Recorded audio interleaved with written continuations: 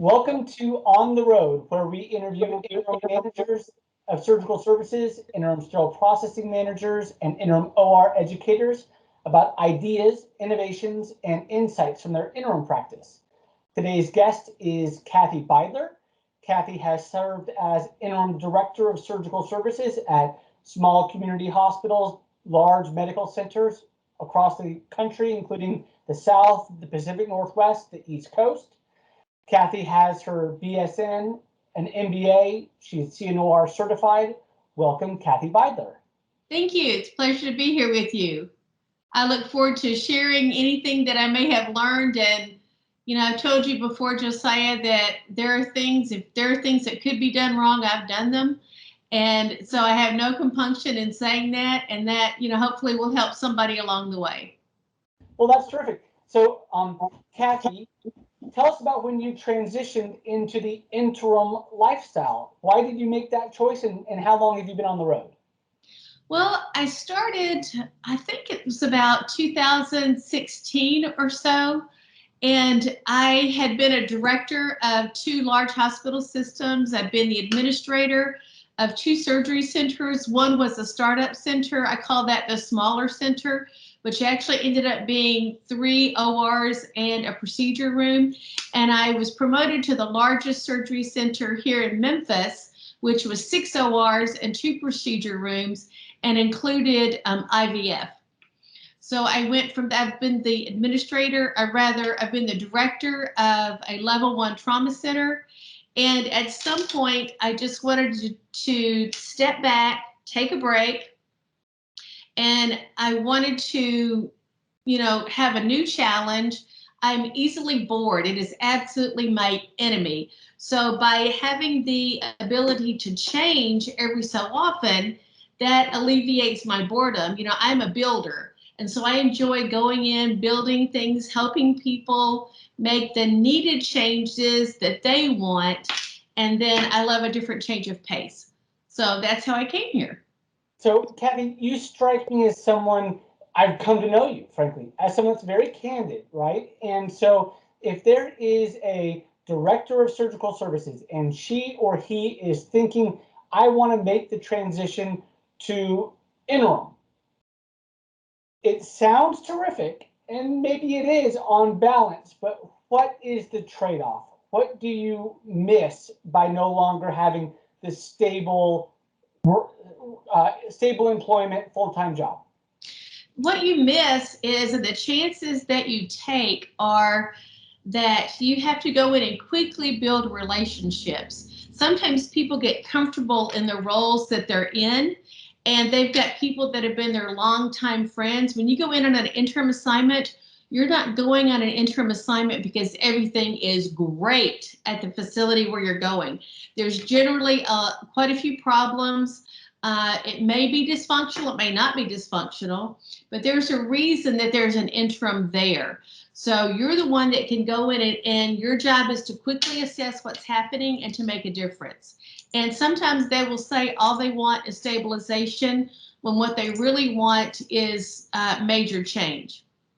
And so you're trading off what you know to what you don't know. You're trading off what may be comfortable or what, frankly, might be uncomfortable to you to a situation that may be comfortable or uncomfortable to you, but you really don't know that until you get into it. So that's really the trade-off. I'm very fortunate. My husband has his own business and he's able to travel with me, which is phenomenal for me because that's just not something at this point I would do by myself again. I've done it, but I would not do it again. So that's kind of what you're trading off. I see. Well, that's interesting because you're talking about coming in and needing to build friends quick or build relationships very quickly. But at the same time, your boss or the person that's hiring you oftentimes is the CEO or the chief operating or the chief nursing officer. When you come in, what's the first question that you ask the chief nursing officer about what it is that you need? In other words, what is the first thing that you do when you are introduced to the facility? I've done quite a bit of consulting work, so that really makes a difference as to how I approach an interim relationship. And the first thing I ask whomever I'm reporting to, whether it's the CEO, CNO, COO, as I ask them, what keeps you up at night? Okay. What is it? Because I guarantee you there is something that's keeping them up at night that is bothering them that they've had difficulty fixing. And it may be like I consulted with one facility, and one of the things that kept him up at night was the fact that they could not keep a director. In 10 years, they had had more than 30, or maybe it was 8 years, they'd had more than 13 directors. So one of the things I did for them, with their blessing, was to go in and interview every single one. This was a consultant, not as an interim person, but to go in and interview every single one of those previous directors. And I said, look, I am a consultant.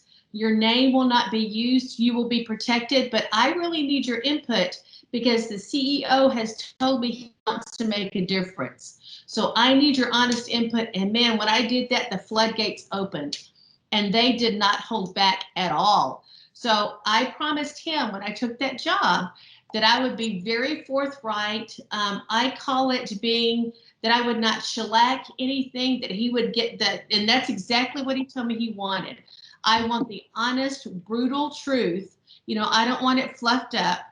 I want you to tell me exactly what's happening, and I want you to tell me how to fix it. So that's where I started with him. Yeah, and that was one of the end results of things that I took back to him.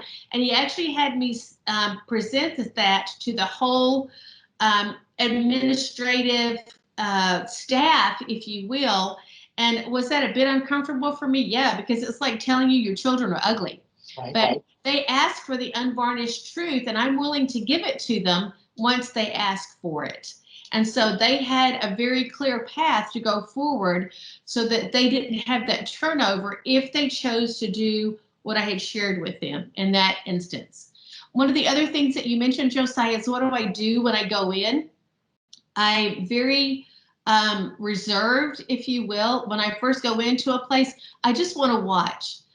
People don't want somebody, frankly, that's going to come in and make quick changes without getting their input. So I learned that the hard way. I have no shame in telling you the things that I've done wrong, and that informs the things that I do right. And that's just being honest and open, because we all do things that we could do better. And then I asked, what's important to the staff? When I went into the last interim assignment that I did, I met with the staff and I said, look, I don't know for sure how long I'm going to be here. When you take an assignment, you generally take an assignment for 13 weeks. I personally have not done a 13-week assignment. I've done 2 6-month assignments, and I've done a 4.5-month assignment based on when they get somebody that's going to be their quote permanent director. So we always ask, what's important to you? What can I do for you while I'm here? And if you take the time to watch people and talk to them, they will tell you what's important to them. So then I quickly go around that and find out how we can come together, how I can form teams where we can address their concerns. And I also do the same thing with the leadership. That's fascinating. What I really like about your answer is the coming in and listening. Now, what I think is also fascinating, can you imagine asking someone to poll your ex-girlfriends or your ex-boyfriend, all your ex-directors of surgical services for what they have to say? Boy, that is a cringeworthy experience. I'm sure that you felt like you were getting some serious insights. Oh, I promise you, once I said, look, I am a director, I have done this job. They're asking me to get unvarnished truth. So, I don't put any furniture polish on it. I give it to them just like they say it. And I had direct quotes from those people. I did not divulge who it was. If they said, was this person this or that, I said that is confidential.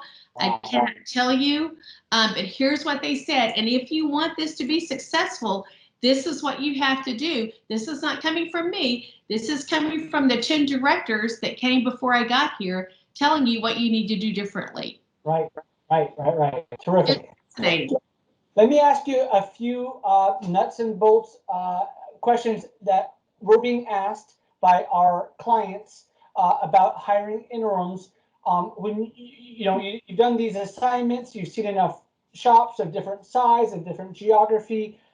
If a client says, Kathy, we want you to come in and help us with our throughput. How about specifically with our turn times? Is there a tip or trick or a tactic that you can use to help a hospital with their turn times? There is, and I'm going to tell you, there are a lot of KPIs, key performance indicators that hospitals and administrators and directors of surgery, frankly, look at. I looked at them every day. But here's the thing. If you don't have a relationship with the people that you're working with, it doesn't matter what the indicators are. Okay. If you can't say to those people, here's what's in it for you, then they see that as being an administrative problem. They just want to get their job done. And so if you cannot build a relationship with the people that are impacting those processes, you may as well stop right where you are, because you're not going to be able to make an impact. Right. So it doesn't matter whether it's first case on time starts, turnaround time, efficiency of block scheduling, add-on cases, volume, utilization rate. You've got to build those relationships with the people in the department, build the relationships with the physicians, build the relationships with the schedulers in the office. Once you have those relationships, then you'll be able to gather the information that you need and get the insight and get buy-in. If you don't have that, it doesn't matter what the KPIs are, because you're not going to be able to impact them. That's terrific. Thank you. That's really good insight. And obviously that transcends case cancellation rates. It transcends volume growth. It's about building those relationships to get the buy-in and to get on the same sheet of music, on the same bus, same boat. Okay. Tell me this. So a new manager is promoted to his or her first director of surgical services position. What's your piece of advice for him or her? My piece of advice for him or her is to take it slow. Sometimes people come into that position and they get the title of director or they get the title of manager and they think, man, I am the boss now and this is the way I'm going to do it. Big mistake. Being a manager of or director of surgery can be very humbling experience. Again, I'm going to go back to this, but I've learned this over 37 years as a nurse, 35 in the operating room, and more than 20 as a leader. Again, I've made the mistakes, so learn from somebody else's mistakes. You want to go in and you want to build the relationship with the physicians. If you don't have physician and anesthesia buy-in, it's not going to matter what you do. It's not going to matter. If you don't have the people's buy-in, it's not going to matter. Do not think because you have a director or manager title behind your name that you're the boss. Technically, are you the boss? Are you the supervisor? Yes, you are. But you've got to have that relationship with the people, because then they will want to help you. The physicians will want to help you. Anesthesia will want to help you. But if you come in too strong, they're not going to want to help you. And you've built walls that will take you a long time to pull down if you ever get the opportunity to pull them down. Right. It's almost an impossibility to do that. Right. That's terrific. Very good. Thank you very much. So now we're dealing with a post-COVID burnout high Wall Street Journal article 3 weeks ago. 40% of U.S. workers thinking about quitting their jobs. How does Kathy Beydler help the CEO prevent turnover in her operating room? It's so hard. I just had that conversation today with a chief nursing officer who said post-COVID, the thing that is one of their biggest challenges is getting people to come to work, getting people who frankly have PTSD from COVID. And I lived through COVID. I was the interim director in California when COVID started, and then I finished that assignment when they got a perm director, and then I went to Oregon, and we were in the middle of COVID and it got worse. Everything that happened with COVID got worse during my assignment in Oregon. So I think one thing that we've got to do is we've got to recognize that all scars are not seen scars. I have, for instance, had breast cancer in the past. I remember just like it was yesterday. I was 30 years old, and then I had it again when I was 34 years old. I was going through chemotherapy. I was going through radiation treatment. But if you saw me on the elevator, I didn't lose my hair. My hair was done. I had on my makeup. I was dressed. And if people looked at me, they would never have known that I had breast cancer and that I was in the fight of my life. I had small children, but when people look at you in a cursory manner, unless they get to know you, they don't know that. So when we're looking at each other at work, we're looking at the outside of what a person is, but to really get to know the people and to look at and to find out, what did COVID do to you? You know, it impacted all of us greatly. And I wasn't in the rooms with the COVID patients. I didn't work in ICU. I worked in surgery. So, you know, we still tested COVID patients. And in Oregon, we had very tight restrictions as to whom we could take and to whom we couldn't take based on, you know, the governor's restrictions, if you will, the governor's guidelines. So I think we need to understand that people bear a lot of scars that we can't see. The other thing is we need to be free in supporting one another and listening. You know, the business of surgery is very busy and it's task oriented and it's get in, get out, get it done, move along, go home. And by the way, after you go home, I want you to take call. Those are all things that are important, but we need to acknowledge what has happened to us as a society. We need to acknowledge, particularly in nursing, and I say nursing as in healthcare, what has happened to us. And we need to look at the burnout of the people. If we need to have somebody come in to talk to us about burnout, we actually did that when I was in Oregon, because people were so impacted by it that sometimes they had difficulty functioning. And you could see it in their faces. And it doesn't take a huge amount of EQ, which, you know, you and I have talked a lot about EQ, to be able to see that, but you do have to be tuned into it. And you have to continue to support one another, even though you may not be able to physically see those scars. They're still there. Right, right. That's a great answer. The unseen scar. To look for the unseen scar. That's insightful. Thank you. Yeah. You have surgery, you have a scar. You know, things happen to you. You fall on the sidewalk, you might have a scar. But when things happen to you emotionally, there are emotional scars there, but you just can't see them. Right, right. So speaking of stress, we talk a lot about stress with our interims on the road. They come into some challenging environments and they're expected to make change quickly. And what do you do for stress relief when you are deployed to a new engagement? You know, I think several of the things that I like to do for stress relief, wherever I'm at, it doesn't matter. I've served in the Northeast, as you mentioned. I've served in the Northwest. I've served in California. And can I just tell you, those places could not be more different. I mean, they're incredibly different. But the thing to me is, again, it goes back to building relationships. I have made friends in every single one of those environments. They are tremendously different. Many of them are tremendously different from me. And so building those relationships, reaching out to those people outside of work, you know, going to dinner. I had people that were so kind to me. I remember it when I was in the Northeast in Massachusetts. I had people that reached out to me and said, look, I know you're here by yourself. That was before my husband could travel with me. I know you're here by yourself. Would you like to get a dinner with me? I'm like, yeah. And some of those people, that was so kind of them. So if you're in that situation, not as an interim person, I would encourage you to reach out to that person and say, hey, would you like to get a dinner? Would you like to go get drinks? Would you like to go get a coffee? And some of those people that did that have been some of my friends long term. I also like to sightsee. Doesn't matter where you are, there is something different to do in every place where you are. When I was in New England, for instance, my husband came up every other weekend. So I had Friday, Saturday, and Sunday off.